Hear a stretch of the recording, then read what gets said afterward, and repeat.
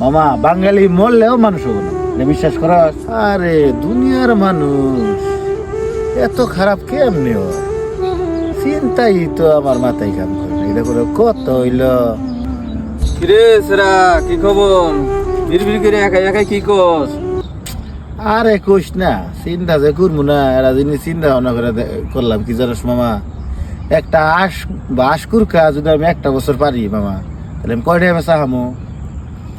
বেচা হবি না হইলেও তো 1000 টাকা বেচা হবি।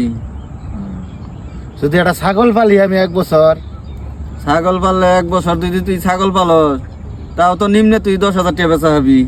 যদি একটা গরু পালি, গরু পাললে তোর 1 বছর পাললে 80 থেকে 90 1 লাখও হইতে পারে। তা তো হইতে পারে। তাহলে মানুষ এই 5 বছর পর পর নির্বাচন আইলে পরে নিজের 500 টাকা কি ভাইবেছে? এইটা তো আসলে ঠিক। এই 500 টাকায় 5 বছরে নির্বাচন ডাইলেই 500 টাকা আমরা কেমনে? তাহলে সব চাইতে কম দামে প্রাণীর মধ্যে তো মানুষই পড়লো। তাই তো বললো।